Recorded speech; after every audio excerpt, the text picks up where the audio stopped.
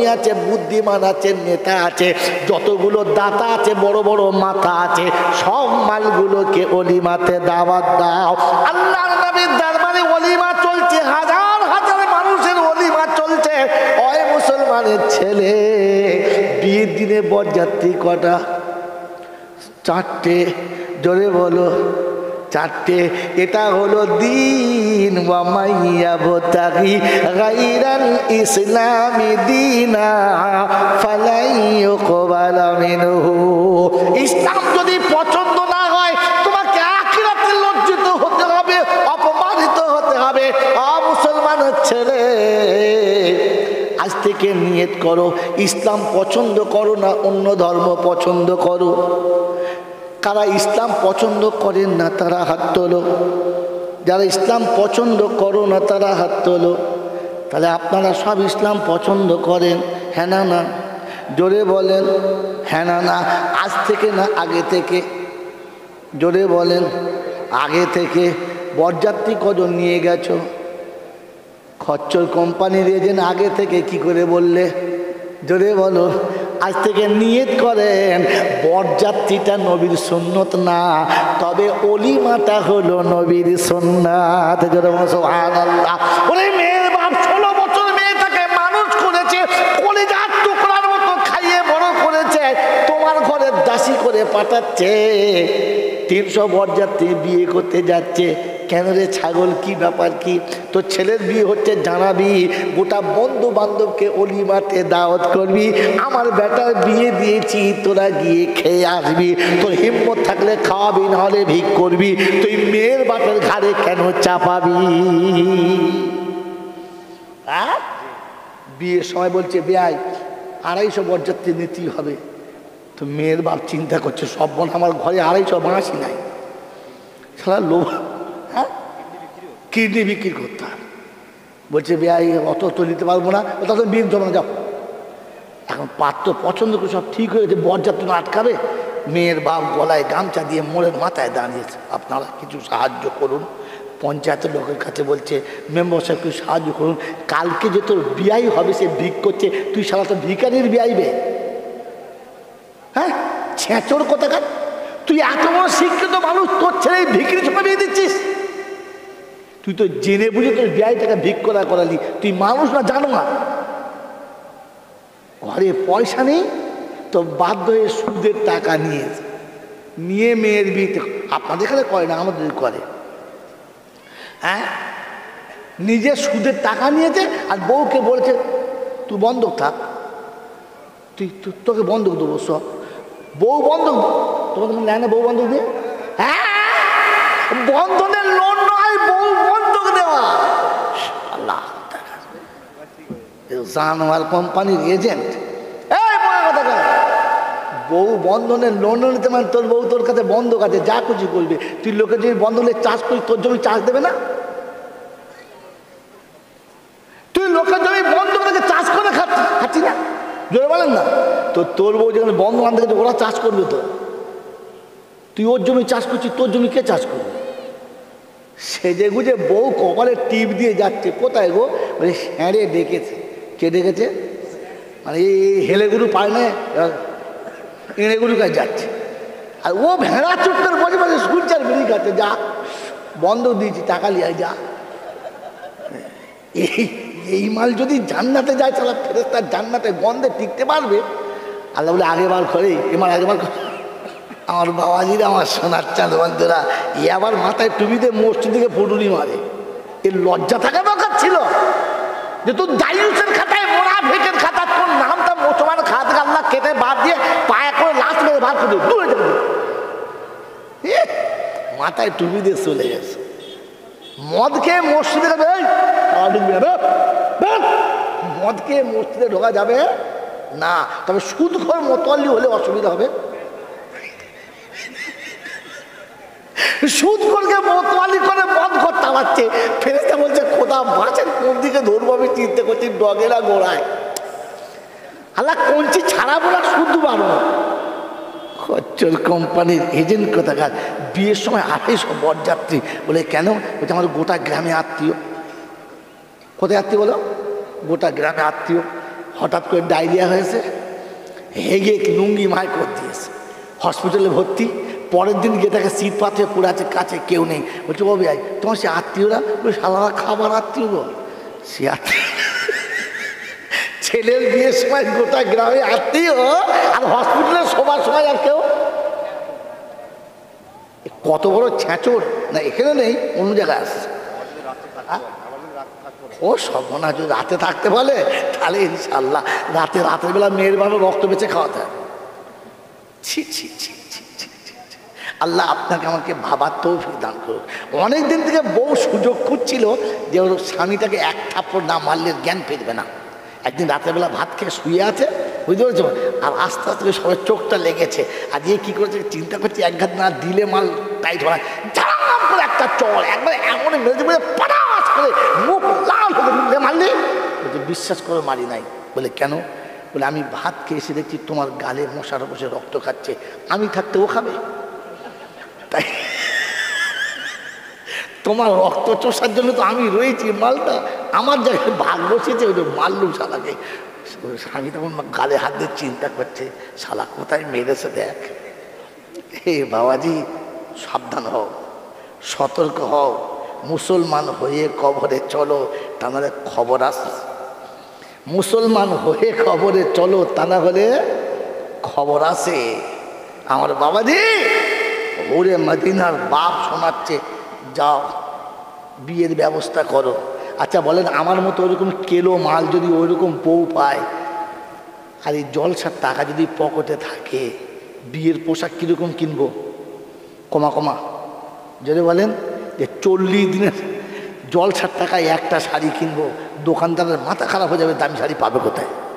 কথা বলে বলে নয়, মানে এমন বাজার করছে মদিনার মার্কেটে, দোকানদার পাগলা হয়ে যাচ্ছে। বলছে ভাই বলে কথা বলবি না, যা বলি তাই দেখ।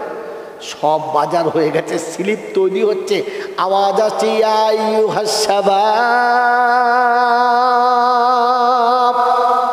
যুবক কোথায় আছো, তৈরি হও, ইসলামের প্রদীপ ডুবু ডুবু অবস্থা, রাসূল ডাক দিয়েছে চলে এসো। ওই সাহাবী মাথা চুলকাচ্ছে আর বলছে দোকানদারকে, ভাই ভুল হয়ে গেছে রে। বললে কি ভুল বলো? নখ পালিশ দিয়েছি, ঠোঁট পালিশ দিয়েছি, মেকআপ দিয়েছি, সোনো পাউডার দিয়েছি, আফসোনা দিয়েছি, ফিতে আলতা দিয়েছি, বিয়ের যা কিছু লাগে সব তো দিয়েছি বন্ধু, কি ভুল হয়েছে? বলছে বন্ধু রে, শুধু খালি ডিজাইনটা চেঞ্জ হয়ে গেছে, ওই দামি শাড়িটা বাক্সে তুলে দাও, সমস্ত সামান ফিরিয়ে দাও। তোমার দোকানের যুদ্ধের যে তরবারি আছে, সব থেকে দামি তরবারিটা আজাবুল গোরাব খরিদ করতে এসেছে, ওটা দাও। যুদ্ধের পোশাকটা দাও, এ বিয়ের পাঞ্জাবি নয়, ওই লোহার পোশাকটা আমাকে দিয়ে দাও। মাথায় বিয়ের টোপর নয়, ফুলের মালা নয়, মাথাতে যুদ্ধের পোশাকের টোপরটা দিয়ে দাও। ঘোড়া বাজারে সব থেকে দামি যেটা, ওই ঘোড়াটা আমাকে দিয়ে দাও। ঘোড়া নিয়েছে, যুদ্ধের পোশাক নিয়ে ময়দানে নামার জন্য বাজার থেকে যুদ্ধের সাজে সজ্জিত হয়ে এসেছে। যুদ্ধের কাছে এসে মনে পড়েছে, না না না, আমি সামনে গেলে আমার রাসূল আমাকে যেতে দেবে না, আমার রাসূল যেতে নিষেধ করবে। তাই একটা কাপড় নিয়ে নাকের উপর দিয়ে মুখটাকে বেঁধেছে, যেন চিনতে পারা যায় না। যুদ্ধের ময়দানে যখন যুদ্ধ শুরু হলো, বীরের মতো লড়তে শুরু করেছে। যুবকের যৌবনের পুরো তাকত দুই বাহুতে তুলেছে, একেবারে মনে হচ্ছে যেন পোলার বাগানের ভেতরে হাতি ঢুকে তোলপাড় করে চলেছে। গোটা যুদ্ধের ময়দানটাকে শেষ করে শেষ প্রান্তে গিয়ে শাহাদাত বরণ করে চলে গেছে। শাহাদাত বরণের পরে আল্লাহর নবীর কাছে খবর গেছে জানাজার জন্য। বিশ্বনবী জনাবে মুহাম্মদুর রাসূলুল্লাহ সাল্লাল্লাহু তাআলা আলাইহি ওয়াসাল্লাম জানাজার সামনে চলে এসেছে। পা জমিনে রাখতে গিয়ে মুচো করে দেয়, গোটা জমিনে পাটা রাখে না। হযরত আবু হুরায়রা রাদিয়াল্লাহু আনহু বলেন, ইয়া রাসূলুল্লাহ, ইয়া হাবিবাল্লাহ, ময়দানে কাকর নেই, কাঁটা নেই, কোন রকমের কোনো কষ্ট দেওয়ার জিনিস নেই, আপনি মোবারক পাটা জমিনে কেন রাখছেন না? আল্লাহ নবী বলে, আবু হুরায়রা, আবুল গোরাবের জানাজাতে এত মানুষ তো আছে, তার ভিতরে এত ফেরেশতা দাঁড়িয়ে আছে, আমি রাসূল গোটা মোবারক পাটাকে জমিনে রাখার জায়গা পাচ্ছি না।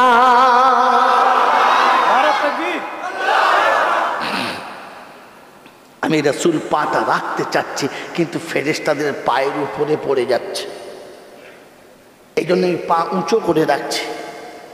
জানাজা হয়ে গেছে, কবরে যখন শোয়াতে যাবে আমার রাসূলের চোখ দিয়ে টপ টপ টপ টপ করে পানি পড়ছে। সাহাবী অবাক, রাসূল জানাজা পড়িয়েছেন, আবার আল্লাহ রাসূলের চোখে পানি, তা কি করে হয়? কিচ্ছু বললেন না। আল্লাহ নবী কবরে শুইয়ে দিলেন, আর কবর থেকে উঠে যখন বসেছে, এবারে পাতাগুলো ঢাকা দিচ্ছে, আমার নবী মুচকি মুচকি হাসছে। সাহাবীরা আরো অবাক হয়ে গেলেন, এই তো রাসূলের চোখ ভরা পানি ছিল, আবার মুখ ভরা হাসি। কিছুক্ষণ পরে রাসূল মুখটা ফিরিয়ে নিলেন। সাহাবীরা আবার অবাক হলো, তা আবার কি হলো? দাফন হয়ে গেল, দাফনের কাজ সারা হলো, সবাই ফিরে মদিনার মসজিদে চলে এসেছে। সাহাবীরা গোল করে বসে আছে, রাসূল চিন্তিত অবস্থায় বসে আছেন। সাহাবীরা জিজ্ঞাসা করছেন, ইয়া রাসূলুল্লাহ, ইয়া হাবিবাল্লাহ, বেয়াদবি হলে মাফ করে দেবেন, একটা কথা জিজ্ঞাসা করব। বললে কি? বলি, ইয়া রাসূলুল্লাহ, ইয়া হাবিবাল্লাহ, এত শহীদ হয়েছে সাহাবা, আপনি জানাজা পড়িয়েছেন, কিন্তু কবরে নামানোর সময় আপনি কাঁদেন নাই। এই যুবকের কবরে নামানোর সময় আপনার চোখে পানি ছিল, ব্যাপারটা জানতে পারি? ইয়া রাসূলুল্লাহ, এটা অবাক নয়, কিন্তু অবাক হচ্ছে তার পরেরটা, যাকে কবরে নামানোর সময় আপনি কাঁদছিলেন, আবার দেখলাম শোয়ানোর পরে আপনি হাসছিলেন। মজেজা বুঝতে পারলাম না, রহস্যটা ঠিক বুঝতে পারলাম না। বিশ্বনবী জনাবে মুহাম্মদ রাসূলুল্লাহ সাল্লাল্লাহু তাআলা আলাইহি ওয়াসাল্লাম শুনিয়েছিলেন, আমার সাহাবীরা, ওই সাহাবীটি কাল সকালে মজলিসের এক প্রান্তে বসেছিল, মজলিস শেষ হওয়ার পরে আমার কাছে ওর মনের কথা জানিয়েছিল। আমি রাসূল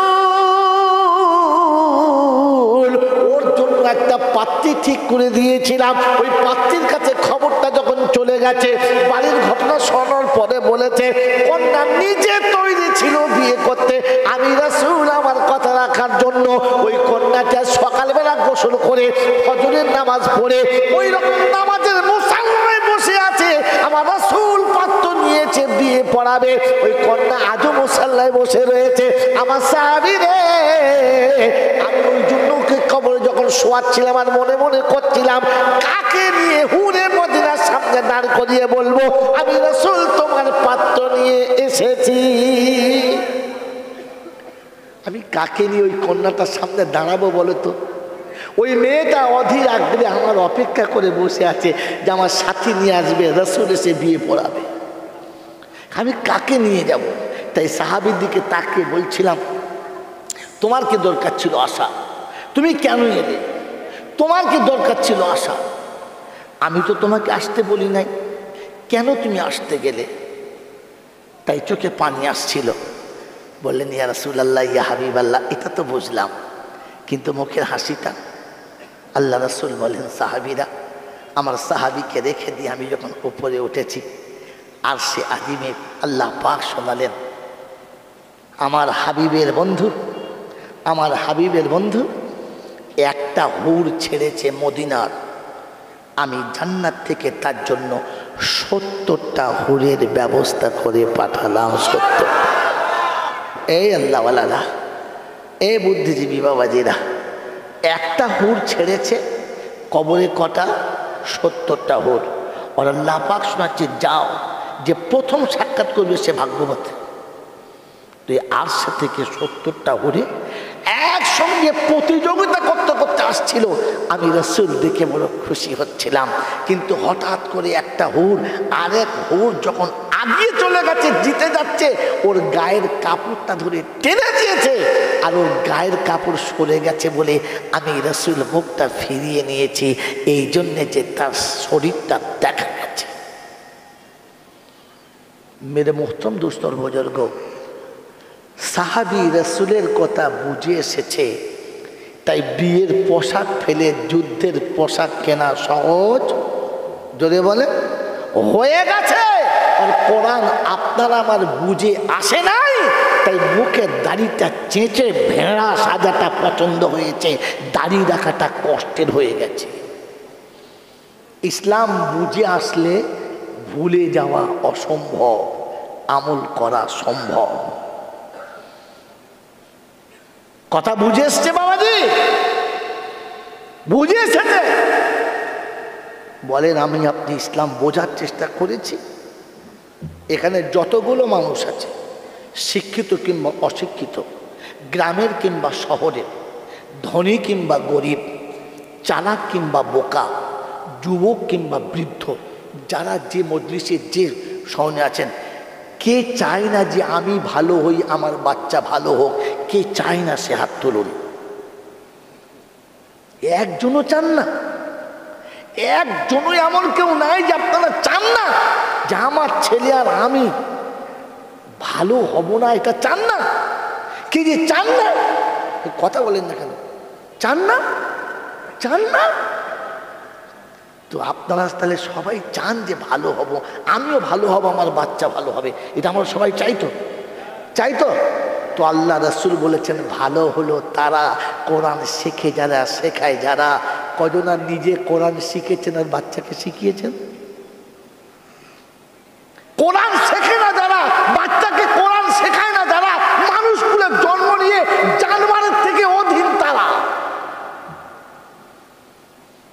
কিয়ামতে জানোয়ার বলবে রব্বানা জবান থাকলে কোরআন আমিও পড়ে শোনাতাম, জবান ছিল না বলে কোরআন পড়তে পারি নাই। তুমি কোরআন শুধু মানুষকে দিয়েছিলে, আমাদেরকে দিলে না, নাহলে রাতের অন্ধকারে সারা রাত তেলাওয়াত করে কাটাতাম, ঘুমাতাম না।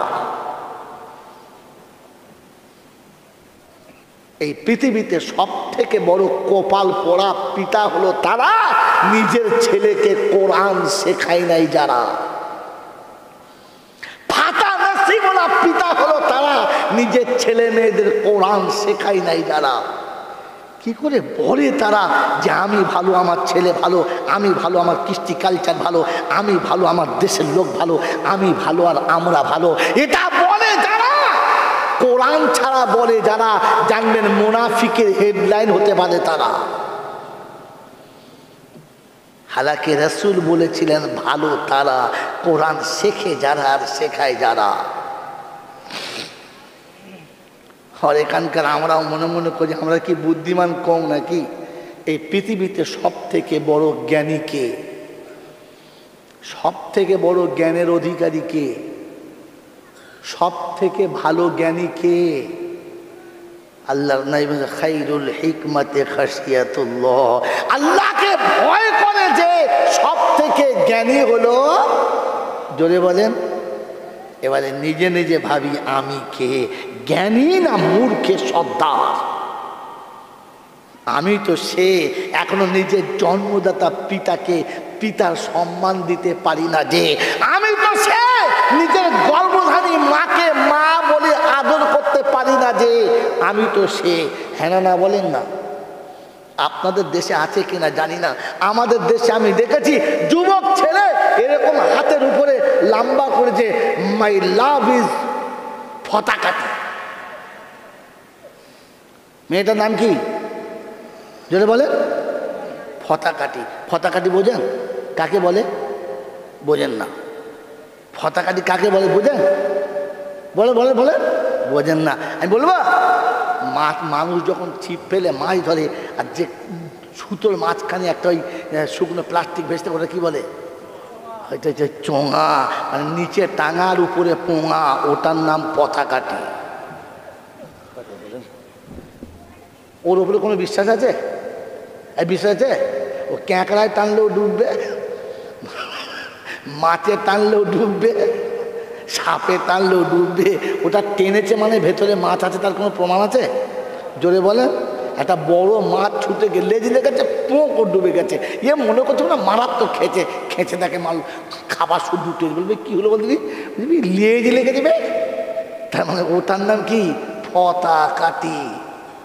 যে কোনো সময় তোকে ফাঁসাবে, তার নাম পতাকাটি। যে মেয়েটা দুদিন ভালোবাসায় তোমার প্রেমে ডুবে গেছে, ওই প্রেমিকের ভালোবাসা বুঝেছে, তাই নিজের হাত কেটে প্রেমিকের নাম লিখেছে। মায়ের ভালোবাসা বোঝে নাই, তাই পৃথিবীর কোনো সন্তান মায়ের নামটা হ্যাঁ না বলেন? যে মা আতুর ঘরে তোকে পৃথিবী দেখাতে বালতি বালতি রক্ত ঢেলে দিয়েছে, রক্তের বন্যার উপরে তোর আর আমার পৃথিবী আসা হয়েছে, রক্তে ঢালতে গিয়ে মা চোখে অন্ধকার হয়ে পড়ে বেহুশ হয়ে গেছে, অন্য সবাই তুলে মুছে রেখেছে, আর মায়ের যখন ঘুম ছেড়েছে, তন্দা ছেড়েছে, যখন জ্ঞান ফিরেছে তো তাকিয়ে দেখে চোখটা ধোঁয়া ধোঁয়া, আর ধোঁয়াশার ভেতর দেখেছে অন্যের কোলে তুই কি বলে আপনার খরগোশের বাচ্চার মতো কিলবিল করছিস।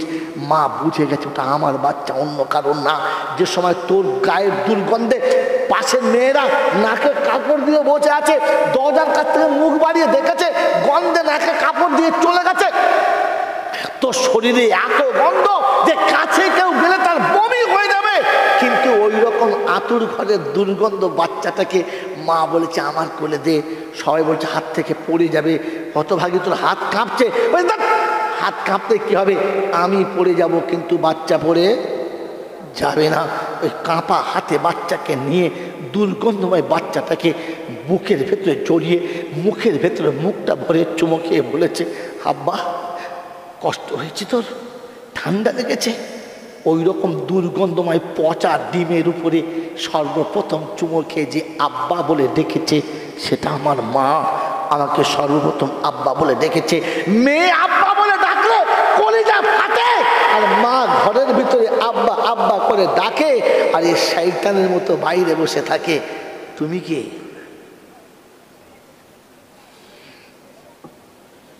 বন্ধু, জলসাতে তো যা বসেছি মনে হচ্ছে অনেক কিছু হয়ে গেছি। একবার নিজেকে জিজ্ঞাসা করি, আমি আমার জায়গায় আছি না সরে গেছি? ভালো তো সে নিজের মাকে মায়ের মর্যাদা দিয়ে কোলে রেখেছে, যে গরিবের সংসারে প্রতিদিন সকালে উঠে কোমরে গামছা বেঁধে সব কাজ সেরে দিয়ে বাচ্চাকে জান ভরে খাইয়ে দিয়ে কারো কোলে রেখে দিয়ে মা চলে গেছে অন্যের কাজে। পরের ঘরের কাজ সেরে যখনই বাড়ি ফিরেছে ঘরে ঢুকে ফার্স্টে বলেছে, আমার বাচ্চাটা কই? বলে নাই? বলে নাই? বাচ্চা কই? জিজ্ঞাসা করছে, আরে খাইয়েছিস? আরে কোচকে খাইয়েছিস? হ্যাঁ খাইয়েছি, খেয়ে ঘুমাচ্ছে। মা ছুটে এসে প্রথম কাছে বসেছে, কপালে হাতটা দিয়ে পেটে হাতটা বলিয়েছে। আমার বাচ্চা খেলে পেটে হাত দিলে মা বুঝতে পারে বাচ্চা খেয়েছে। বলছে, আরে খেয়েছে? বাচ্চার পেটটা যেন কেমন পড়ে আছে, ওঠে নাই। বলছে, যতটা পেরেছি খাইয়েছি। আমার বন্ধু, মা কাজের বাড়িতে কাজ করেছে, আর যেটা ভালো খাবার পেয়েছে লুকিয়ে রেখেছে। আসার সময় বাচ্চার মাথার কাছে রেখে দিয়ে মা মমতাময়ী মা আঁচলটা বাচ্চার বুকের উপর দিয়ে শুয়ে গেছে, এই আশা করে আমার বাচ্চা ঘুম থেকে উঠলে খাবারটা বাচ্চাকে দেবো। এ মরে গেছে লোকেরা। তো ওদের পায়ে হাত থেকে বলছি, একটুখানি ইনসাফ করে বলো, যে মা এমনি করে 22টা বছর তোমাকে আমাকে মানুষ করেছে, ক্ষুধার জ্বালা বুঝতে দেয় নাই, রোদের গরম বুঝতে দেয় নাই, খেতে বসেছিস তোর গায়ে ঘাম আসলে কিচ্ছু পায় নাই বলে মা তার বুকের আঁচল খুলে এমনি করে হাওয়া করে বলেছে, আব্বা আমি হাওয়া করছি, তুই খেয়ে নে। তুই ঘুমাতে পারিস নাই বলে বুকের উপরে শুইয়ে নিয়ে যে মা তোকে আঁচলের হাওয়া দিয়ে ঘুম পাড়িয়েছে। আমার বন্ধুরা, আমার আল্লাহ বলা ভাইরা, আজ বুদ্ধিমান হয়ে গেছো, অফিস পেয়েছো, আদালত পেয়েছো, অনেক বড় চাকরি পেয়েছো, যার বুকের উপরে চেপে এই ভিড়টা তৈরি করেছো। অফিস থেকে ঘুরে কোনোদিন বাড়ি এসে বলেছো বিবির কাছে, হ্যাঁ রে আমার মা খেয়েছে? হ্যাঁ রে মা কোথায় রে? মা খেয়েছে? বিবি বলেছে, হ্যাঁ খেয়ে ঘুমিয়ে গেছে। কোনো দিন ছুটে মায়ের ঘরে ঢুকে একবার বসে মায়ের কপালে হাতটা রেখে দেখেছো মা কেমন জায়গায় ঘুমাচ্ছে, মা কীরকম অবস্থায় ঘুমাচ্ছে? জীবনে চলার পথে চলতে গিয়ে কোনো দামি খাবার যেখানে খেয়েছো, এক পিস খাবার লুকিয়ে রেখেছো, আমার হতভাগী মাটা খাবে, আর কোনোদিন হয়তো খেতে পাবে না। ওই খাবারটা নিয়ে এসে মায়ের মাথার কাছে রেখে বলেছো, মা ঘুম ভাঙলে তুমি খেয়ে নিও, এটা আমি তোমার জন্য এনেছিলাম। একদিনও বলতে পারো নাই, একদিনও মনে করো নাই? আমি ছোট্ট বাচ্চা, আমি ছোট্ট বাচ্চা মায়ের কোলে দুধ খেতে খেতে ঘুমিয়ে গেছি। বাপকে বলেছে বিছানাটা করে দাও, আমার বাচ্চাটা ঘুমাচ্ছে। বাপ নিজে হাতে বিছানা সুন্দর করে পেতে বলেছে দাও, শুয়ে দাও, ঘুমিয়ে গেছে। মা কোলে করে বাচ্চা নিয়ে শোয়াতে গিয়ে হাঁটু গেড়ে বিছানার কাছে বসেছে, ওর আগে নিজে হাতে বিছানায় হাত বুলিয়ে তবে শোয়াচ্ছে। বাপ করুণ কণ্ঠে বলেছে, কিরে ওটা আমার বাচ্চা নয়, আমি ওর আব্বা নয়, আমি ওকে ভালোবাসি না, আমার ওর পালে মোহাব্বত নাই, তুই এমন করে হাত বুলালি কেন? আমার ওপর কিছু সন্দেহ আছে, আমি কি আমার বাচ্চাকে কষ্ট দিতে চাই? সেদিন মা বলেছে, না গো, তুমি তো তোমার বাচ্চাকে ভালোবাসো, কিন্তু আমি মা তো, তাই মনে হয়েছে একবার হাত বুলিয়ে দেখি, কোনো শক্ত জিনিস থাকলে আমার বাচ্চার গায়ে লাগবে, তাই হাত বুলিয়ে দেখে শুয়েছি, তোমার উপরে সন্দেহ করে নাই। আমার বন্ধু, যে মা আঁচল বিছিয়ে আমাকে ঘুম পাড়িয়েছে, ঘরে ব্ল্যাঙ্কেটের লেপ তোষক ছিল না বলে নিজের পুরাতন কাপড়ে ভাঁজ করে আমাকে শুইয়ে বড় করেছে, সারা জীবন যার মাথায় দেওয়ার বালিশ ছিল না বলে নিজের গোটা শাড়িটাকে বালিশ করে আমার মাথার তলায় দিয়ে ঘুম পাড়িয়েছে, সারাটা জীবন যে মা বুকের ভেতর রেখে তোমাকে আমাকে বড় করেছে, কোনোদিন মায়ের বিছানায় হাত বুলিয়ে দেখেছো? আমার মা যে বিছানায় শোয়, বিছানাটা কেমন পরিষ্কার আছে কিনা? কোনোদিন মায়ের মাথার বালিশটা মাথায় দিয়ে দেখেছো যে মা যে বালিশটা মাথায় দিয়ে ঘুমায়, ওই বালিশটা মাথায় দিলে ঘুম আসে কিনা দেখেছো? বলো, মনে পড়েছে? একবার ভেবে দেখি না। আমাকে মানুষ বলা মানায়, আমি ভালো বলে মনে হয় যে আমি আমার মাকে এখনো ভালো করে দেখি না। আমার বন্ধুরা, আমার আল্লাহওয়ালা ভাইয়েরা, আমার জ্ঞানীজনরা, সুধী মানুষেরা, একদিন পৃথিবী ছেড়ে মা চলে যাবে। যেদিন পৃথিবীতে তোমার পাশে থাকার মতো আর কেউ থাকবে না, সেদিন অন্ধকার কবরের কাছে মাকে এসে ঘরের দরজার কাছে দাঁড়াবি, সেদিন মনে হবে কি হারিয়েছিস আর কি রেখেছিস। তাই কবি লিখেছে, এই সেই ঘর, বড় আবেগ ভরা কণ্ঠে রেখেছে, এই সেই ঘর, বিছানার পাশেতেই পানের বাটা, চশমাটা পড়ে আছে সেখানে, শুধু মানে, শুধু মানে, শুধু মানে, দরজাটা খুলতেই খেয়েছি ধোকা, মা যেন ডেকে বলে এসেছিস খোকা, বুকের ভেতর যেন আগুন জ্বলে,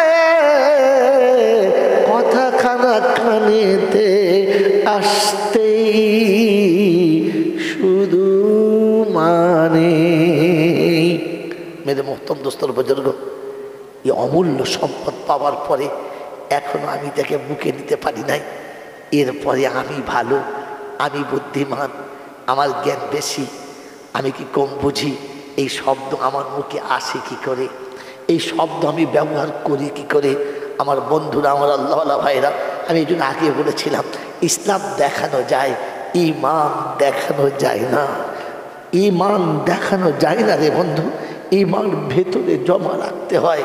ইসলাম বহির্ভূত হয়, ঈমান ভেতরে জমা রেখে নিয়ে যেতে হয়। আমার বন্ধুরা, আমার আল্লাহওয়ালা ভাইরা, আমার জ্ঞানীজনরা, বুদ্ধিজীবীরা, এই জন্য পৃথিবী থেকে যাওয়ার আগে আমরা কমপক্ষে মুসলমান হয়ে যাওয়ার চেষ্টা করবেন ইনশাআল্লাহ, করবেন ইনশাআল্লাহ। এই জন্য শুরুতে বলেছি, এখনো বলছি, কথা বোঝার চেষ্টা করি, বোঝার চেষ্টা করি। কোরআন ইয়াবতাগি গায়রাল ইসলামে দীনা ফালা ইউকবালা মিনহু, যদি ইসলাম তোমার কাছে পছন্দ না হয়, তুমি যা কিছু আমল করেছো ওটাও আমার কাছে পছন্দ নয়। ওহুয়া ফিল আখিরাতে মিনাল খাসিরিন, আর আখিরাতে তুমি সব থেকে বড় লজ্জিত হবে, ক্ষতিগ্রস্ত হবে। আমার বন্ধুরা, আমার আল্লাহওয়ালা ভাইরা, তাই শুনিয়ে দিচ্ছে, শুনে রেখে দেন। আল্লাহ পাক রব্বুল আলামিন বলেন, ওয়ামা আতাকুমুর রাসূলু ফাখুযুহু ওয়ামা নাহাকুম আনহু ফান্তাহু। আমার রাসূল যেটা দিয়েছে ওটা নিয়ে নে, যেটা ছাড়তে বলেছে ছেড়ে দে। আমি শোনাচ্ছি, কিয়ামতের হিসাবে তোকে তুলবো না, সেদিন আমি ফেরেশতাদের বলবো ছেড়ে দে, ছেড়ে দে, আমার হাবিবের উম্মতকে ছেড়ে দে, স্যাম্পল দেখ আর ছেড়ে দে। জিম্মেদারি আমি রাসূলের কাছে বুঝে নেবো, ছেড়ে দে। এখানে বসে প্রতিজ্ঞা করে নেন, আমি মুসলমানের ছেলে, আল্লাহ ইসলামে আমাকে পাঠিয়েছে। আমার জামা দেখে যেন মনে হয় এটা মুসলমানের জামা, আমার খাওয়া দেখে যেন মনে হয় এটা মুসলমানের খাওয়া, আমি হাসলে যেন লোকে বোঝে এটা মুসলমানের হাসি, আমি কাঁদলে যেন বোঝে এটা মুসলমানের কান্না, আমি বিয়েতে গেলে যেন লোকে বোঝে মুসলমানের বিয়ে আসছে, আমি কারো জানাজায় গেলে যেন বুঝতে পারে লোকটা মুসলমানের জানাজা পড়তে যাচ্ছে। আমার বন্ধুরা, আমার আল্লাহওয়ালা ভাইরা, জ্ঞানীজনরা, বুদ্ধিজীবীরা, আমার সোনামণি মায়েরা বোনেরা, আমার আল্লাহওয়ালা ভাইরা, তাই আজকে রাতের এই জলসাতে এই ক্লান্ত কণ্ঠে আপনাদের শুনে দিয়ে চলে যাচ্ছি। ঠান্ডা মাথায় মনে রাখেন, আল্লাহ যাওয়ার সময় আমাকে ইসলাম নিয়ে যেতে বলেছেন। আল্লাহ যেন আমাদেরকে ইসলাম নিয়ে যাবার তৌফিক দান করে, বলুন আমিন। একবার আল্লাহকে জিজ্ঞাসা করব না, আল্লাহ আমি ঈমান আর ইসলাম নিয়ে যদি যাই তুমি আমাকে কি দেবে? একবার জিজ্ঞাসা করব না? কি যে জিজ্ঞাসা করব না, আল্লাহ আমি অনেক কষ্ট করে ঈমানটা বাঁচিয়ে নিয়ে যাব, আর আমি চেষ্টা করি মুসলমান হয়ে তোমার কাছে যাব, তো বলো তুমি আমাকে কি দেবে? তো রব্বে জুল জালাল বলে, শুনে রেখে দে, যেদিন বিশ্ব তোকে ফিরিয়ে দেবে সেদিন আমার ফেরেশতারা আমার রহমত তোকে কোলে তুলে নেবে, কোলে তুলে নেবে, কোলে তুলে নেবে। শোনাচ্ছি, ইয়া ইবাদিলা খাউফুন আলাইকুমুল ইয়াউমা ওয়ালা আনতুম তাহজানুন আল্লাযীনা আমানু বিআয়াতিনা ওয়া কানু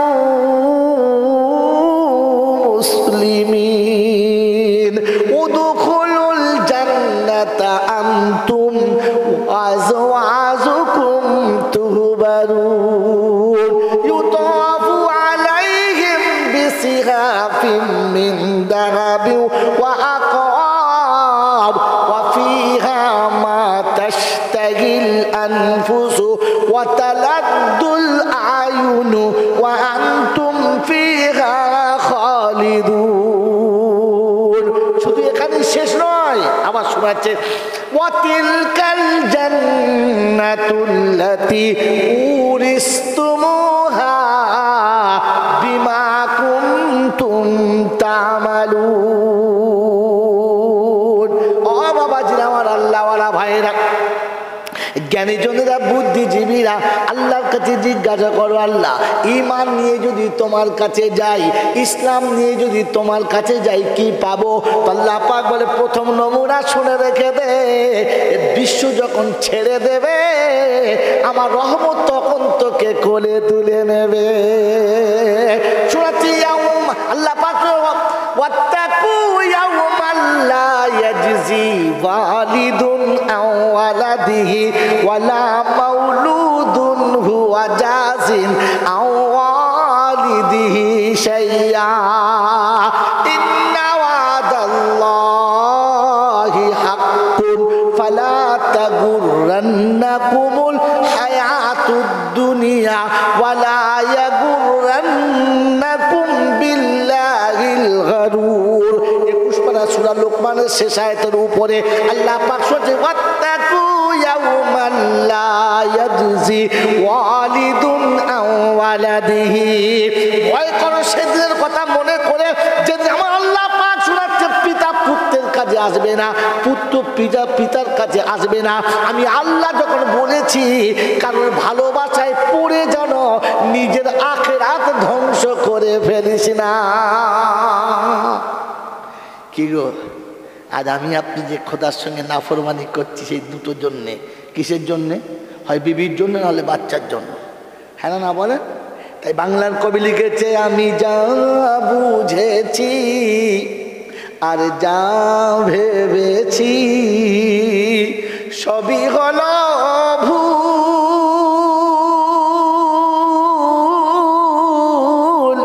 সেই ভুলের মাঝে থেকে থেকে হারালাম দুকুল। কি জি, ককুল হারিয়েছি, দুকুল কোনটা কোনটা বলেন? কোনটা কোনটা কথা বলেন? একুল উকুল মানে কোথায় কোথায় সে কুল দুটো? দুনিয়া আখেরা, তাই তো? হ্যাঁ, যা বুঝেছ না সর্বনাশ করে দিয়েছে। নয় রে আব্বা, আমি এখন ওখানে যাই নাই, এ দুকুল উপরে আছে, ভেতরে নাই। আমি বলেছিলাম না ইসলাম দেখানো যায়, ইমান দেখানো যায় না, ইসলাম দেখানো যায়। এই দুই কুল উপরে কি জি সারা জীবন বিবির মুখের দিকে তাকিয়ে মায়ের সঙ্গে আলাদা হয়েছে, হ্যাঁ না বলেন, হ্যাঁ না বলেন? তাহলে আমি মাকে ছেড়েছি আর বিবি ধরেছি। বাচ্চাদের মুখের দিকে তাকিয়ে ভাই বোনের সঙ্গে অশান্তি করেছি, হ্যাঁ না? তাহলে ভাই বোন ছেড়েছি আর ছেলে মেয়ে ধরেছি, হ্যাঁ না বলেন? এক কুল গেল। আর যখন একটু বয়স বেশি হলো তখন বিবি আছে না বিবি আমাকে ছেড়ে দিয়েছে, যদি বলেন ছেড়ে দিয়েছে। বাচ্চারা আছে না বাচ্চারা নিজের মতো দাঁড়িয়ে গেছে। একুলো গেল, যদি বলেন দেখে চলো। আমি যা বুঝেছি যা ভেবেছি সবই হলো ভুল, সেই ভুলের মাঝে থেকে থেকে হারালাম দুকুল। আমার বিবি বলো বাচ্চা বলো, আমি যাদের কথা ভেবে এখন দেখি তারা সবাই শুধু নিজের ভাবে বাপমার কথা। এই বাপমার কথা ভাবে, কথা বলে যদি ভাবে তাহলে বুড়ো বয়স সারা ভিক করে কি করে খাবে, কথা বলে। স্বামীর কথা ভাবে তো, যাদের কথা ভেবে তুমি কুকীর্তি করেছো তারা মনে গেছে না ভুলে গেছে, জোরে বলে। আমার বন্ধু বান্ধব প্রতিবেশী পড়শি পাড়ার যারা এখন দেখি একে একে সরে গেছে তারা। আমি পার ঘাটাতে এসে দেখি নদীর জোয়ার শেষ হবে কি আর যাওয়া আমার কামলিওয়ালার দেশ। বন্ধুরে এখন তো মনে হচ্ছে আর মিথ্যা বলবো না, ভাইয়ের সঙ্গে ঝামেলা করব না, বোনের সঙ্গে ঝগড়া রাখবো না, কিন্তু ফিরে যাবি কোন মুখে সে রাস্তাও বাকি রাখলি, যদি বলে আর বাকি রেখেছ রাখলে না। আল্লাহ পাক শুনিয়ে দিয়েছি ফালা তাগুররান্নাকুমুল হায়াতুদ দুনিয়া ওয়ালা ইয়াগুররান্নাকুম বিল্লাহিল গারুর।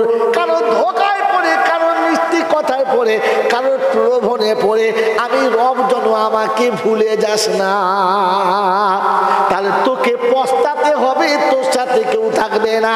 কোরআন বলছে ইয়াউমা ইয়াফিরুল মারউ মিন আখিহি ওয়া উম্মিহি ওয়া আবিহি ওয়া সাহিবাতিহি ওয়া বানিহি লিকুল্লি ইমরিইন মিনহুম ইয়াউমা ইযিন শানুন ইউগনি। ওই কিয়ামতের যখন সময় হবে মা বাচ্চা ফেলে পালাবে, বাপ সন্তান ফেলে পালাবে, বিবি স্বামী ফেলে পালাবে, বন্ধু বান্ধবী ফেলে পালাবে, যে যার দিকে তাকাবে সে মুখটা ঘুরিয়ে নেবে।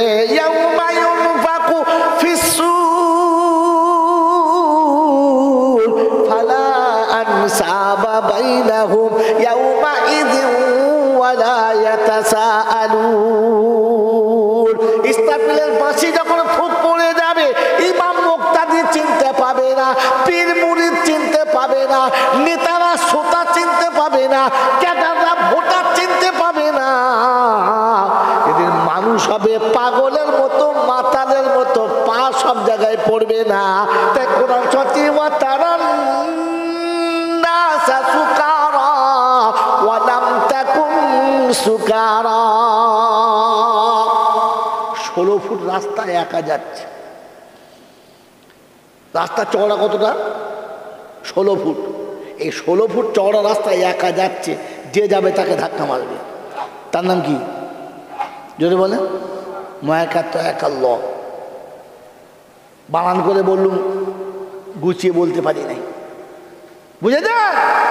কেয়ামতে ওই রকম মাতাল হবে, কিন্তু মদ্যপান তারা করবে না। কেয়ামতের ঝাঁজ এত কঠিন যে সেদিন আর মাথা ঠিক থাকবে না। এরকম হাসরের ময়দান হবে। আর আমরা খালি জলসা শুনে রেখে দিয়েছি।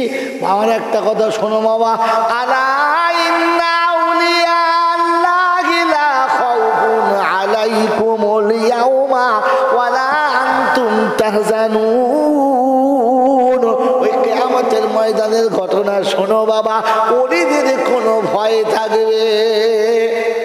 যদি বলে না, 100 সত্য কথা। কিন্তু মুরিদদের কি হবে?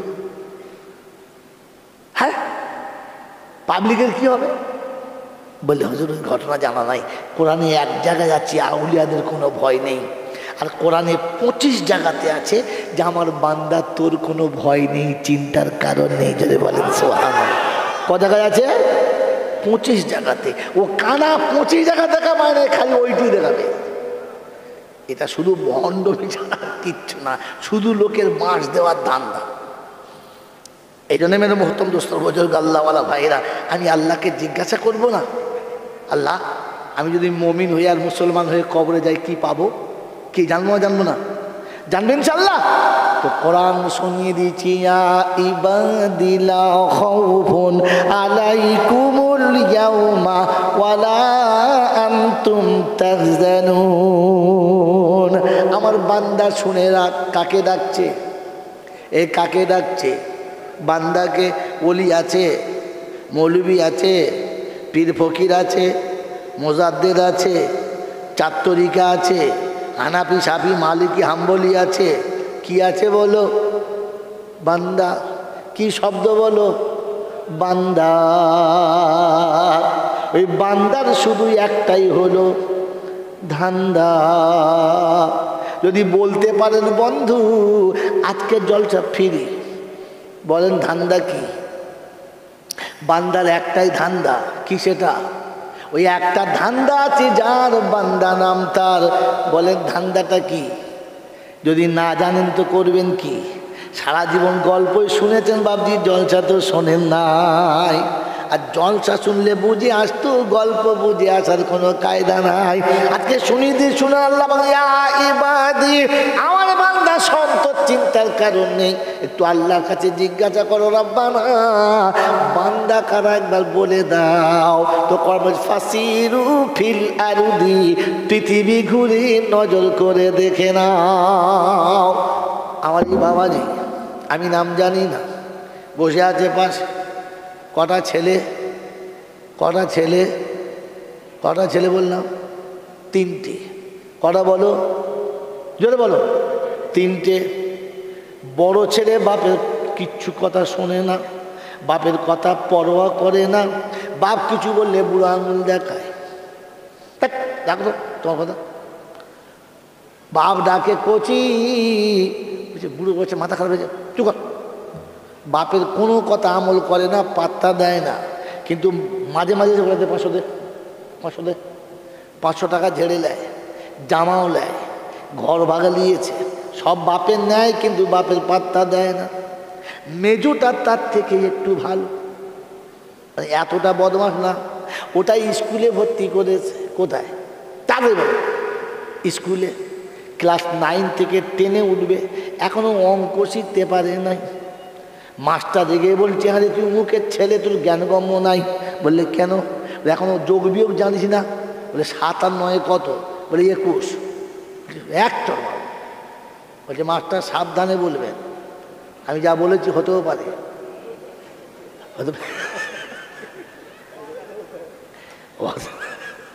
হতেও পারে। মাস্টার বলছে, আবার মুখে মুখে তর্ক। শয়তান কোথাকার।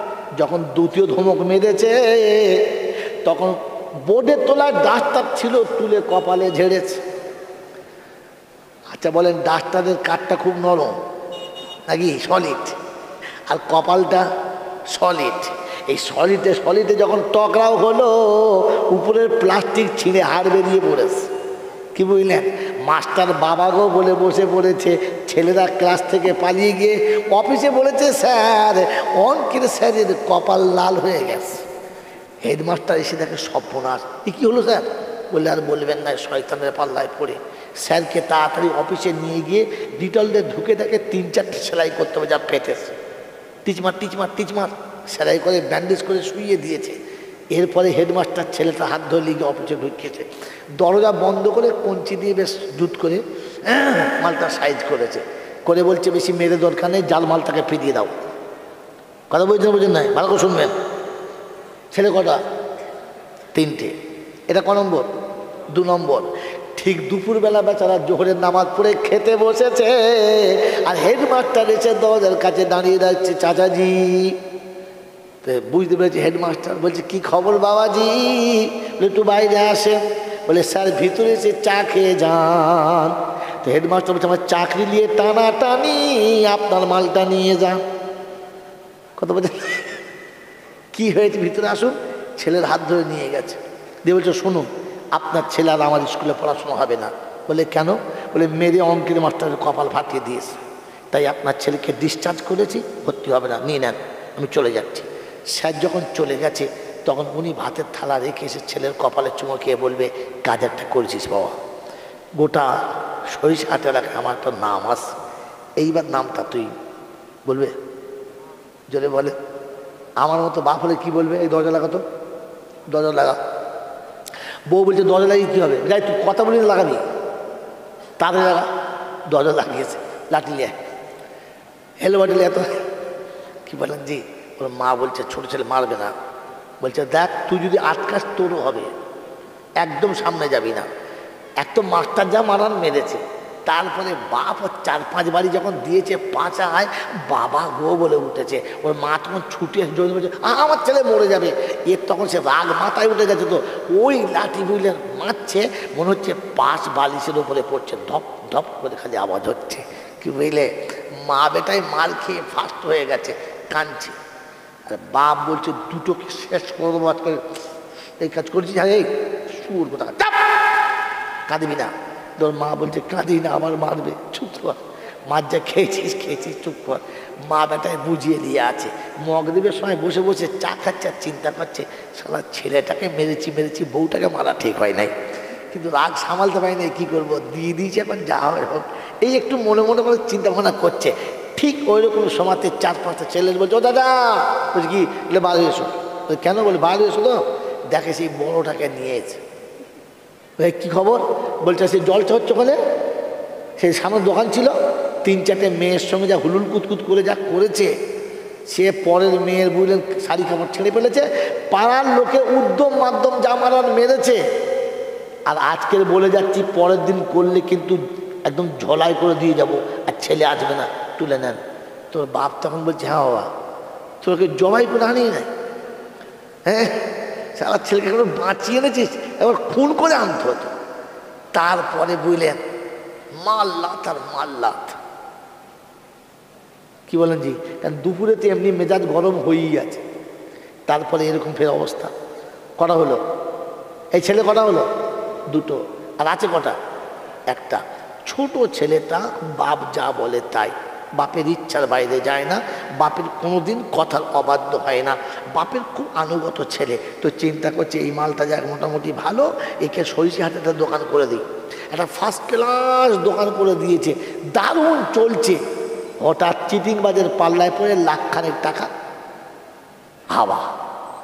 যখন 1 লাখ টাকা বসে গেছে, তখন ওর ছেলেটা লাফিয়ে গেছে না বসে গেছে? বসে গেছে, মুখ হাত শুকিয়ে গেছে, বাড়িতে চোরের মতো আসছে আর চোরের মতো যাচ্ছে। কেউ যদি বলে বলে চুপ কর, কথা বলি না। কেন? বলছে 1 লাখ টাকা বসে গেছে, আব্বা যদি জিজ্ঞাসা করে কি বলে আব্বাকে জবাব দেবো? আব্বাকে সামনে মুখ কি করে দেখাবে? এই লজ্জাতে চোরের মতো আসছে আর চোরের মতো যাচ্ছে। খেতে বসেছে, ওর মা ভাত দিয়েছে, খালি নাড়াচাড়া করছে, খায় না, মুখ শুকিয়ে গেছে। তো মা জিজ্ঞাসা করছে হ্যাঁ বাবা কি হয়েছে আমাকে বল। আরে আমাকে বল না কি হচ্ছে, তুই খেতে গিয়ে খাচ্ছিস না, মুখ হাত শুকিয়ে কি হচ্ছে বল না। কথা বলার আগে ছেলে কেঁদে ফেলেছে, কথা বলার আগেই ছেলে কেঁদে ফেলেছে। তো মা কপালে হাত বুলিয়ে বলছে আমাকে বল, কি আমাকে বল। বলছে মা ব্যবসা করছিলাম, ভালো চলছিল, ভালো, একজন বললে এরকম বলে বেশি লাভ হয় বলে একজনকে মাল দিলাম বন্ধুত্বের খাতিরে, সে হারাম করে মাল নিয়ে চলে গেছে, ফোন করলে ফোনও তোলে না, আবার দুদিন বাদে কি ফোন আর সুইচ অন হয় না, সে সিম খুলে ফেলে দিয়েছে আর আমার টাকাটা সব মেরে দিয়েছে। এখন বাপের সামনে কি করে মুখ দেখাবো বললাম, আমার মা তোমার কাঁদি না, চুপ কর, কাঁদি না, তোর বাপকে বলতে হবে না, চেপে যা, আমি কিছু দেবো, তুই চেষ্টা কর তাড়াতাড়ি তার ব্যবস্থা কর, তোর বাপ যেন বুঝতে না পারে। ও যা গোয়ার লোক, শুনলে আবার কী বলবে তার ঠিক নেই। ছেলে ভালো করে খায় না, রাতে শুয়ে কি ঘুমায় না, খালি বিড়ি খায় আর ছটফট করে, ভালো বোঝেন নাই তো, রাতে ঘুমায় না, ভালো করে খায় না, আসে চোরের মতো, যায় চোরের মতো। বাপ চিন্তা করছে 1 সপ্তাহ ছেলে দেখাবে না কেন। একদিন দুপুরবেলা ভাত খেতে বসেছে আর বাপ এসে পাশে বসে গায়ে হাত দিয়ে বলছে, হ্যাঁ বা তুই কোথায় গেলি, কদিন তোকে দেখা পাই নাই, আর মুখ হাত শুকিয়ে গেছে, কি হয়েছে কি? যেমনি বলেছে কি হয়েছে তোর মুখ হাত শুকিয়ে গেছে, ও কিচ্ছু বলে না, ভাত খাচ্ছে আর চোখ দিয়ে পানি টপ টপ করে পড়ছে। ওর মা তখন ছুটে বলছে তুই আমার ছেলেকে মারবে না। বলছি মারবে না মানে কি হয়েছে কি রে, মারবো কেন? বলছে শোনো এই কীর্তি করে ফেলেছে, এখন ছেলে আর খায় না, না খেয়ে বলছে মরে যাবে। এই কথা যদি মা বলে দেয় আমার ছেলের এই কারণে খায় নাই, কি ছেলেকে মারবে না, সান্ত্বনা দেবে? কি সান্ত্বনা দেবে? আর কি বলবে, কাঁদিস না, শয়তানের পাল্লায় যা ভুল করেছিস দুঃখ করিস না, টাকা গেছে তো কি হয়েছে, এখনো তোর বাপ বেঁচে আছে, সুবহানাল্লাহ জোরে বলেন, এখনো তোর বাপ বেঁচে আছে, তোকে আবার দোকান করে দেব, তুই চিন্তা করিস না। মনে থাকবে ইনশাল্লাহ? বলবে না? বলবে না? আচ্ছা এই ছেলেটি কার? ওনার। আর আগের দুটো কার? ওনার। কিন্তু ব্যবহার দেখে কি মনে হচ্ছে, এই ছোটটা ওনার আর বাকি দুটো মনে হচ্ছে ডায়মন্ড হারবার নদীর খালা থেকে ওর বউ কুড়িয়ে এনেছে নাকি, কথা বলে। আর দুটো ছেলেকে বাইরের লোকে মারলো, সেটা বাপও মারলো, হ্যাঁ না না, জোরে বলে, জোরে বলে। আর এটার বেলা বাইরে তো যা হয়েছে হয়েছে, বাপ মারে নাই, বরং সান্ত্বনা দিয়ে বলেছে যে আমি তোকে আবার দোকান করে দেবো, তোর বাপ এখনো মরে নাই, বলেছে না বলে নাই? রব্বে জুল জালাল বলে বান্দা শোন, যে আমার ইচ্ছায় চলে, আমার ইচ্ছায় বলে, আমার কথার বিরুদ্ধচারণ করে না, আর অপরাধ হয়ে গেলে আমার ঘরের কাছে চোরের মতো আসে আর কথা বলার আগে কেঁদে ফেলে। আমি আল্লাহ বলেছি তোর বাপ তোকে বলেছে আমি মরি না, আর আমি আল্লাহ কোনোদিন মরবই না। তোর বাপ তোকে দোকান করে দিতে পারলে আমি তোর জীবনের গুনাহ মাফও করে দেবো, আর অতটা নেকি লিখে দিয়ে তোকে জান্নাতে করে দেবো। এটা হলো বান্দা, এটা হলো কে? আর আগে দুটো খচ্চর। হে বাপের এটা হলো বেটা, আর ওই দুটো হলো হারামির হার। তাই বাইরের লোকে মেরেছে, বাপও মেরেছে, হ্যাঁ না বলে? বাপ মারে নাই, বরং সান্ত্বনা দিয়েছে। তো রব্বে জুল জালাল বলে আমার বান্দা হলো তারা, আমার ইচ্ছাতে চলে যারা, আর আমার ইচ্ছাতে বলে যারা। এবার বলেন আমরা কারা? এই পৃথিবীর শুরু থেকে পর্যন্ত হয়েছে কার ইচ্ছায়? জোরে বলেন। আগামীতে কিয়ামত পর্যন্ত যা কিছু হবে কার ইচ্ছায়? তার ইচ্ছার বাইরে কিছু হয় নাই, কিছু হবে। তাহলে আগামীতে যা কিছু হবে সব কার ইচ্ছায়? জোরে বলেন কার ইচ্ছায়?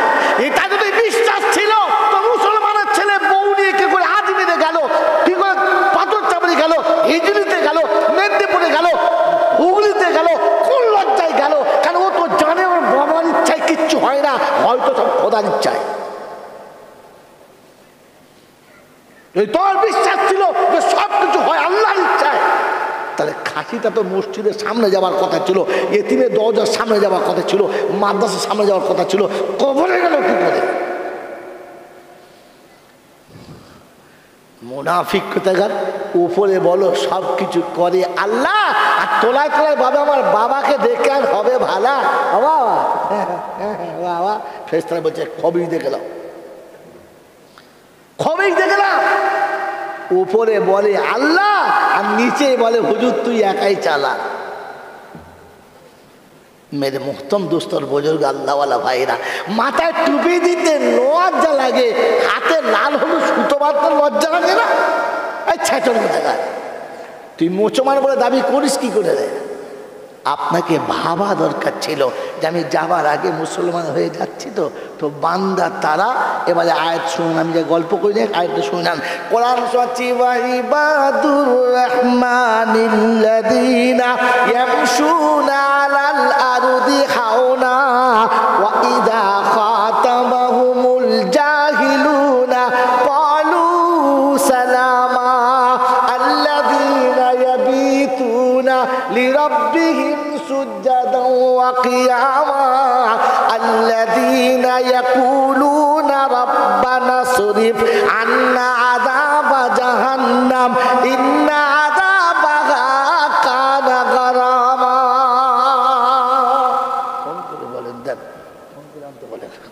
বাড়িরা শোনা লাইলা আল্লাহ পাক শোনাচ্ছে, আমি রহমান, আমার যারা বান্দা তাদের নমুনা কথা আসতে বলবে, কথা আসতে বলবে, মাথা নিচু করে চলবে। আর যখন আমার ঘরের কাছে আসবে অপরাধীর মতো আসবে। কি আপনি আমি মসজিদে যাবার সময় অপরাধীর মতো যাই? মসজিদে আসতে জমিদারের বাচ্চার মতো চলে গেল, পা ছড়িয়ে বসে পড়েছে, মসজিদের দেওয়ালে হেলান দিয়ে বসে হয়েছে, মনে হচ্ছে সরকারি নাচ জামাই এসছে। তোর লজ্জা লাগা দরকার ছিল, খোদার ঘরে এসেছিস। হ্যাঁ, বাপের সামনে মুখ দেখাবো কি করে, তাই ছেলের লজ্জাতে মুখ তুলে কথা বলে না। তোর তো গোটা জীবন পেচ্ছাপ করে পানিস না, বিবির কাছে শুয়ে সকালে গোসল করিস না, এই জীবনে হারাম হালাল বেঁচে খাস না, এই বোকা কথা সারা জীবন কুত্তার মতো যা পেয়েছিস খেয়েছিস। তোর তো মসজিদের কাছে যে ভাবা দরকার ছিল আল্লাহর সামনে মুখটা দেখাবো কি করে, লজ্জা করা দরকার ছিল না? হ্যাঁ, ও মসজিদের কাছে গিয়ে আমার মার দামা করে গল্প করছে, বুঝলি আজকে 20-20 ম্যাচ আছে, বুঝলি অমুকজন ছক্কা মেরেছে, ফেরেশতা বলছে কবরে চ, তুই শালাকে ছক্কা মারবো চ। এখনো মসজিদের কাছে এসে 20-20 ম্যাচ চলছে, তোমার ম্যাচ আমি কবরে খেলাবো। এই জন্য মেরে মুহতরম দোস্ত বুজুর্গ আল্লাহওয়ালা ভাইরা, আল্লাহ আমার বান্দাকে ডেকে বলেছে লা খাউফুন আলাইকুমুল ইয়াউমা। বান্দা নমুনা, মূর্খের সঙ্গে তর্ক করবে না, রাত গভীর হলে আমাকে বলবে আর কাউকে বলবে না। বলেন জীবনে আমার কোন দুঃখটা খোদাকে বলেছি?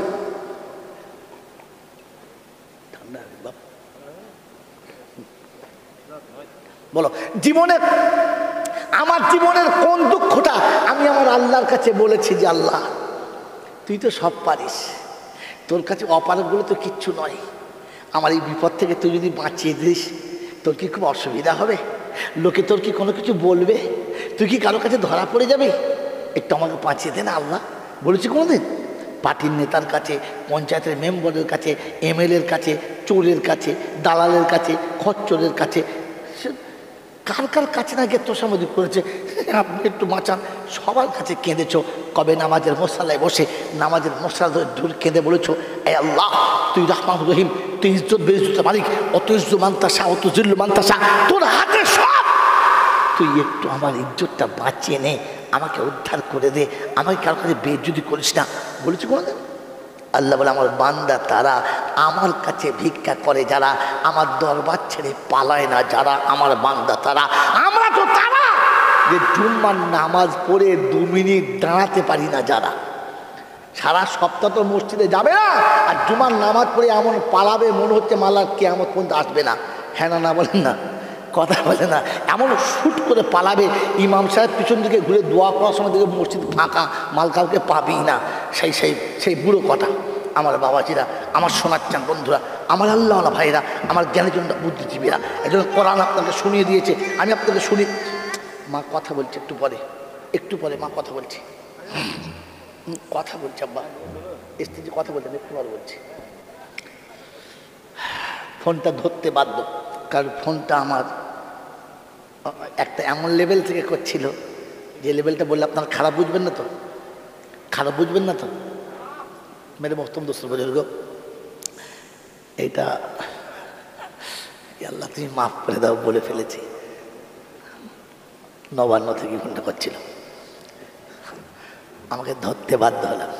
মেরে মোহতরম দোস্ত বুজুর্গ আল্লাহওয়ালা ভাইরা, জ্ঞানীজনরা, সুধী মানুষেরা, আমার সোনামণি মায়েরা বোনেরা, এই জন্য শুনিয়ে রাখছি, শুনে রেখে দেন। আল্লাহ পাক আপনাকে আমাকে সত্যের উপরে জমে থাকার তৌফিক দান করুন, বলুন আমিন। আর জন্য আল্লাহুম্মা আমিন।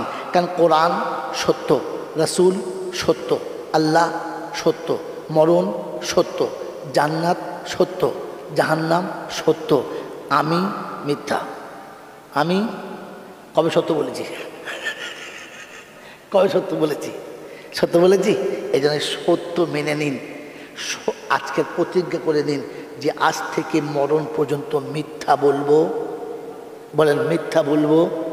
আমি বলছি না যে আপনি এক্ষুনি বলুন, ভাবুন, ভেবে বলুন। আজ থেকে মরণ পর্যন্ত মিথ্যা বলবো না প্রতিজ্ঞা করে নিন। আর মরণ পর্যন্ত মিথ্যা থেকে বাঁচুন। কিয়ামতের ফায়সালা যাই হোক, আপনাকে জাহান্নামে দেওয়া হবে। আমার আল্লাহ আপনাকে জাহান্নামে দেবে না। আপনি যত বড়ই পাপী হন, আপনাকে বলে যাচ্ছি, লিখে নেন। ভুল হলে কিয়ামত আবার আমার নাম ধরে ডাকবেন, এসআই সালাম মুলুক জহানকে ডাক। আমাদের বলেছিল যে সত্য বললে নাকি আল্লাহ জাহান্নামে দেবে না। আমাকে কেন দিচ্ছে? তবে হ্যাঁ, ঈমান হারিয়ে গেলে হবে না, মুশরিক হয়ে গেলে হবে না, বেঈমান হয়ে গেলে হবে না। ঈমান নিয়ে কবরে যাবেন, যত বড় অন্যায় হোক আপনাকে আমার আল্লাহ জাহান্নামে দেবে। জোরে বলেন। কিন্তু সত্যটা বলতে হবে, মিথ্যা বলনেওয়ালার জন্য হবে না। আজ হাতে সময় নেই, একদম শেষ প্রান্তে এসে গেছি। বন্ধু, আপনাকে শুনিয়ে দিচ্ছি যে কোরআনে একটা নয় একাধিক জায়গাতে আল্লাহ পাক শুনিয়েছে। আমরা ওলামারা ভাবি না তাই পাই না, ওলামারা ভাবি না তাই পাই না। আমার বন্ধু একটু আগে মনে ছিল, ওর কথা চলছিল যে এনার জন্য এনার ছেলে বলছে আমার বাপ আপনার খুব ভক্ত, মুরিদ করে নেন। আল্লাহ বাবা, মুরিদ হওয়ার মতো আমার কাছে সেরকম কিছু নাই। বলেন আমাদের দেশে এরকম মানুষের ধারণা আছে নাই যে এই লোকটা মুরিদ হয়ে যাও, অমুকের মুরিদ হও, আছে না নাই? জোরে বলেন। মুরিদ শব্দের মানে কি বুঝেছেন? মুরিদ শব্দের মানে কি বুঝেছেন? মুরিদ কাকে বলে? মুরিদ শব্দের আধ্যাত্মিক মানে কি? মুরিদ শব্দ কোন শব্দ থেকে নেওয়া হয়েছে? কিচ্ছু জানেন না, খালি মুরিদ হন।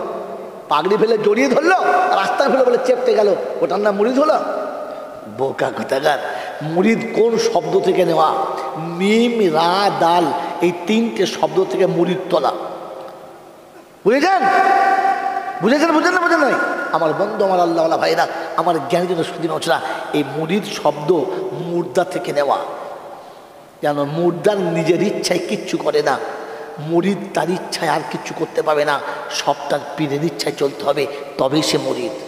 গোটা জীবন পীরের শালা একটা কথা মানে না, বলছে আমি মুখ হুজুরের মুরিদ। কথা বোঝেন নাই?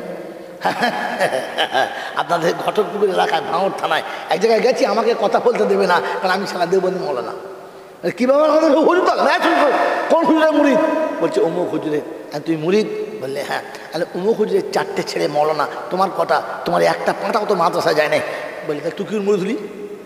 মুরিদ তো সে পীরকে ফলো করে চলে। তুই কে? তুই মুরিদ বললি যে মালা তুই চুপ করে আস। শোন, ফুরফুরার হুজুরদের আমি মানি, তুই তো মানিস না। ফুরফুরা হুজুর যেমন জামা পরতো তেমন পরি, তুই পড়িস না। ফুরফুরার হুজুররা 5 ওয়াক্ত নামাজ কাজা করে না। ইনশাল্লাহ জ্ঞানও তো ফসল, এখনো পর্যন্ত 5 ওয়াক্ত নামাজ কাজা নেই। তোর আছে? খালি দামান ধরে বোঝায় নবীজি, ফেরেশতা বলছে ভেঙে দেবো, কবজি ভেঙে দেবো একদম। সেজন্য মেরে মহতম দোস্তর পর্যন্ত আল্লাহওয়ালা ভাইরা, ওই উল্টো পাল্টা শুনবেন না, সত্যের সঙ্গে থাকুন। কিয়ামতের ময়দানে উম্মতে মুহাম্মাদের হিসাবের সময় আল্লাহ পাক তার গুনেগার উম্মতকে পর্দার আওয়াজ দেবে আর জিজ্ঞাসা করবে, বল অন্যায় করেছিস? তো বলবে আল্লাহ করে ফেলেছি। কারণ মিথ্যা বলা অভ্যাস নেই। সারা আকায়েদ তুলুন, দেখুন মোলসা বলে ফেলে শব্দ, সারা আকায়েদ তুলুন। আকায়েদের কিতাবে আছে যে যখন জিজ্ঞাসা করবে কিরে সত্য বলেছিলিস, করেছিস গুণটা? বললে আল্লাহ করেছি। হ্যাঁ বলছিস, আমার সামনে বলছিস? বলছে আল্লাহ কি করবো, করেই ফেলেছি, তাই সত্য বললো। আল্লাহ পাক বলে আমার কাছে সত্য স্বীকার করার কারণে ওই সত্যটাকে আমি গোপন করে দিলাম, আর আমার রহমতের চাদরে ঢেকে তোকে জান্নাতে যাওয়ার পারমিশন দিয়ে দিলাম। এই জন্য নিয়ত করেন যে মিথ্যা থেকে বাঁচার চেষ্টা করব, সত্যের উপর চলবে ইনশাআল্লাহ।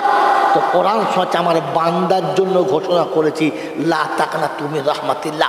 মদ ঘোলের জন্য নয়, মাতালের জন্য নয়, চোরের জন্য নয়, ছেচরের জন্য নয়, আমার বান্দার জন্য বলেছি। আমার রহমত থেকে নইলে শুবে না। আমার বান্দা তারা আমার ইচ্ছায় ওঠে যারা, আর আমার ইচ্ছায় বসে যারা।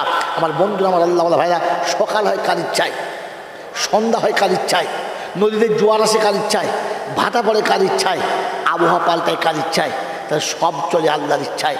আমি চলি কার ইচ্ছায়? জিজ্ঞেস করো। এই বাবাজিরা, সব আল্লাহর ইচ্ছায় চলে, তাই যেমন ছিল এখনো তেমন আছে। আর আমি চলি নিজের ইচ্ছায়, তাই কাল যা ছিল আজ সব পাল্টে গেছে। মার খাচ্ছে আর বলছে যুগ পাল্টে গেছে। যুগ পাল্টে ও শালা নিজে পাল্টেছে কোনটা? এই জোরে বলে যুগ পাল্টে নিজে পাল্টেছে। তুই তো নিজে পাল্টালি, যুগের বদনাম করলি। আল্লাহ যদি ক্ষমা করতো রে হাই, তাহলে কবরে ঢোকার আগে পেটাই বাঁচাবার কেউ নাই। তাই শেষ কথা বলে যাচ্ছি, টাইম হাতে নাই। মেরে মহতম দোস্তর বুজুর্গ আল্লাহওয়ালা ভাইরা, জ্ঞানটা বুদ্ধি দিবি না। কবরে গেলে প্রশ্ন হবে না? হবে না? কটা? কবরে প্রশ্ন হবে কটা? একজনে বলেন না? তিনটে।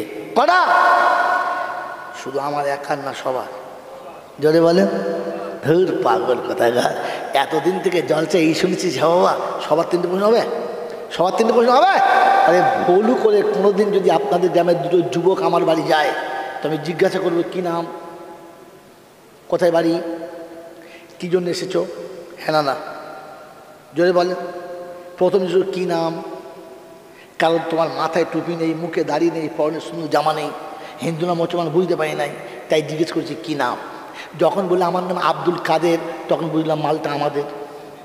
কত কোথায় বাড়ি, বললে মোড়াগাছি। এদিকে আমার নাম কি? মুড়োগাছা। ওরা ঠিক আছে, আমায় বাঁচা। কি খবর বাবা? এখন কি খবর বাবা? বলে হচ্ছে আল বছর জলসা হবে। এই ছেলেরা চা খাওয়া, নাস্তা খাওয়া, কোন তারিখে হবে লিখে দাও, দাও 5,000 টাকা বানিয়ে দাও। আর শোনো, বাকি 25,000 টাকা জলসা আগে দিয়ে দেবে, যাও। হ্যাঁ না বলেন। 25 আগে, এই 25 পরে, আগে 5, ডেট তারিখ সব লেখা হয়ে গেল, ছুটি, জলসার তারিখ। কটা প্রশ্ন জিজ্ঞেস করেছি? কটা প্রশ্ন? 3টে। 1 নম্বর নাম কি, 2 নম্বর বাড়ি কোথায়, 3 নম্বর কাজ কি। এখন কোনোদিন যদি আমি বাড়ি গিয়ে দেখি এই হুজুর আর ওই হুজুর আমার বাড়িতে গেছে, আমি গিয়ে বলবো নাম কি? নাম কি?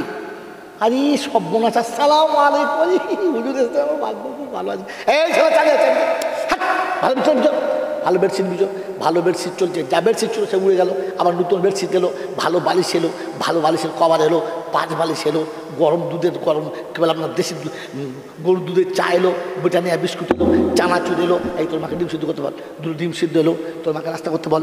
ঘিয়ের পরোটা হলো, কী বলে আপনার কলা এলো, ছানা এলো, রসগোল্লা এলো, নাস্তা হলো। দুপুরে পোলাও ভাত চাপা, তোমাকে পোলাও ভাত চাপা, হিসাবে পোলাও ভাত চাপা। বাড়ি যাবো, দেখ এখন তো বাড়ি যাবে, বাড়ি যাবে। এখন নাম কি, কী জন্য এসেছে, কিচ্ছু জিনিস হয় না, খালি খাবার চলছে, বিছানা চলছে, পাল্টাপাল্টি চলছে, পুকুরে জাল ফেলে বড় মাছ, ঘরের মুরগি, ঘাস চাল, পোলাও রান্না হচ্ছে, দুমদাম খাওয়া হচ্ছে। একবার জিজ্ঞাসা করেছে কি করতে এইছো? আচ্ছা ব্যাপারটা কি? নাম জিজ্ঞেস করলো না কেন? একই গ্রামের ওরা 3 বেলা হল না কেন? এই মাল 3টিকে আমি আগে থেকে চিনি। হ্যাঁ না বলেন। এরা কেন যেতে পারে সেটা আমিও মোটামুটি বুঝি। কোথায় বাড়ি আমি, আমার সঙ্গে পূর্ব পরিচিত, তাই আর কিচ্ছু জিজ্ঞাসা করতে হবে। তুই তো সারা বছর মসজিদ যাই না, খালি ঈদের দিন গেছিস, তো ঢুকলে ইউজ করে মানডব্বুকা। হ্যাঁ না, তোর তো জীবনে কোনো সুন্দর পোশাক দেখে নাই, তাই জিজ্ঞেস করে মান্নাবিউকা। তোর তো জীবনে বিসমিল্লাহ বলে ভাত খেতে দেখা নাই, তোকে তো জিজ্ঞাসা করবি অমান দিনুকা। কথা বুঝেছিস? এরকম আল্লাহ যখন কবরে যাবে, ফেরেশতা ঢুকে প্রথমে সালাম দেবে, আসসালামু আলাইকুম। ফজরে দেখেছি, জোহরে দেখেছি, আসরে দেখেছি, মগরিবে দেখেছি, এশাতে দেখেছি, তাহাজ্জুদে দেখেছি, ইশাকে দেখেছি, আওয়াবিলে দেখেছি, চাষতে দেখেছি। অতএব মাল চেনা আছে, ঘাবড়াবার দরকার নাই। জান্নাতে দরজা খুলে দাও, আল কাবরু রাউযাতুম মিন রিয়াজিল জান্নাহ। আমার নবী বলে নামাজের জন্য কবর জান্নাতের বাগান। খিড়কি খোলা হবে, জান্নাতের পোশাক আসবে, জান্নাতের বিছানা বিছাবে, জান্নাতের খুশবু মাখাবে, জান্নাতের সমস্ত সাথে আসবে। ওই বাসরাতে যেমনি করে নতুন জামাইকে ঘুম পড়ায় অমনি আদর করে শুইয়ে দেবে। বলেন বিয়ের দিনে ফুলের বিছানা, ফুলের সাজানো ঘর, পালং, তলায় নরম বালিশ, দামি খাবার, খাসির মাংস, যত রকমের খাবার খেয়েছি, সবার সময় যদি শুতে দেয় ঘুম আসবে? ঘুম আসবে? যেরকম ঘুম আসবে? আসবে না। কারণ কি? বিছানায় আরেকজন চাই, একা ঘুম, একা ঘুম। যদি বলেন আসবে না। আল্লাহ রাব্বুল আলামিন বলে আমার বান্দা যখন কবরে আসবে জান্নাতের বিছানা হবে, হুড়ো গেলেমান হবে, জান্নাতের খুশবু হবে, গোটা কবরটা জান্নাতের বাগিচা হবে, তার অপেক্ষা হবে আমার রাসূলের সঙ্গে দিদার না করে শোব না। তাই সেদিন সামনের দিকের মাটি ফাঁক হবে, সোজা মদিনা শরীফ দেখা যাবে। আমার রাসূলকে সামনে জিজ্ঞাসা করবে মান হাযা রাসূল, এই ব্যক্তিটাকে। সেদিন দাঁড়িয়ে উঠে উম্মত বলবেন নবীজি সালাম লাও আমার নবীজি,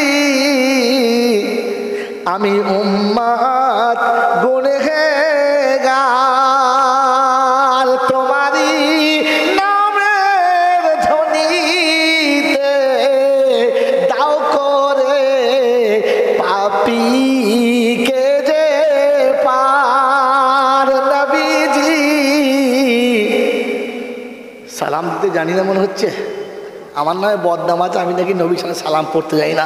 শালা স্টেশনে যেতে টিকিট বার করবে, দেখাবো কেমন টিকিট, খালি সালাম জানি না। টাইমটা হতে দে, খালি মধ্যে থেকে নবীকে সামনে আসতে দে। এমন সালাম পড়বো 14 গোষ্ঠী খুঁজে পাবি না। সালাম জানি দেবো, কাজ জমা রেখেছি, টাইমে বার করবো, মনে থাকবেন ইনশাআল্লাহ। তো কবরে রাসূলের সঙ্গে দেখা হবেই হবে উম্মতের। যদি উম্মত তুমি উম্মত হয়ে কবরে যাও, নবীর সঙ্গে দেখা হবে। আর নবীর সঙ্গে যে সালামের কালামের মুআমালা চলবে, ফেরেশতাকে জিজ্ঞাসা করে মান রব্বুকা, এই জিজ্ঞেস করবে, জিজ্ঞেস করবে ফেরেশতা ওখান থেকে খবর নেবার চিন্তা করবে, একে মান রব্বুকা জিজ্ঞাসা করলে আমার খবর আছে, কেটে পড়বে। এজন্য কবরে প্রশ্ন হবে, কিন্তু সবার জন্য। জোরে বলে না। আজকের বলে দিয়ে গেলাম বন্ধু, ঘাবড়াবেন না, সত্যবাদী হয়ে কবরে চলুন, আর মুসলমান হয়ে চলুন। যখন কবরে যাবেন আল্লাহ পাক শোনাবে উদখুলুল জান্নাতা আনতুম ওয়া আজওয়াজুকুম তুহবারুন। একা যাস না, বউটাকে সাথে করে নিয়ে যা, কারণ জান্নাতের ভেতরে একা ঘুরলে কষ্ট হবে, বউ থাকলে আর কষ্ট হবে না। কেন বউ নিয়ে যাবে? কেন তার মাকে নিয়ে যাবে না? কেন বিবি নিয়ে যাবে? কেন তার আব্বাকে নিয়ে যাবে না? আজকের বলার মতো সময় রইল না।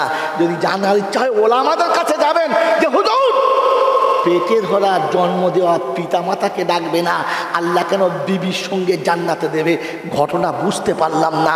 আল্লাহ আপনাকে আমাকে সত্য জানার জন্য ওলামাদের কাছে যাবার আর ঈমান পুরো করে কবরে যাবার তৌফিক দান করুক, বলুন আমিন। ও বাবা, এই হুজুরটা ঠিক আছে ইনশাআল্লাহ। তাই বলে দিচ্ছি, জীবনের তামান্না পুরো করার চেষ্টা করুন, করবেন ইনশাআল্লাহ, করবেন ইনশাআল্লাহ। তুমি আবার বানাও কাবার মেহমান, এই পাপীরে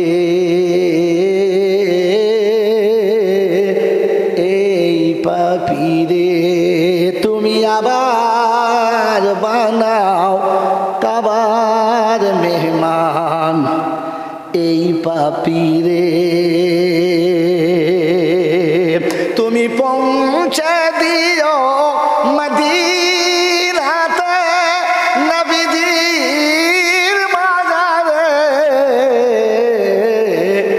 এই পাপীরে তুমি আবার বানাও কাবার মেহমান, এই পাপীরে তো আফে জিয়ারাতে নিও, মাকামে ইব্রাহিমে নামাজ পড়তে দিও, পান করায় পিপাসার পানি, পান করায় পিপাসার পানি জমজমের কিনারে, এই পাপীরে। আল্লাহুম্মা আমিন। বাকি গজল আবার কোনোদিন সাক্ষাৎ হলে হবে। ওয়ামা আলাইনা ইল্লাল বালাগ। বক্তা এসছে, জলটা শুনুন, আর প্রথম বক্তা পালা। দরুদ শরীফ আসসালামু আলাইকুম ওয়া রাহমাতুল্লাহি ওয়া বারাকাতুহু। দরুদ শরীফ আল্লাহুম্মা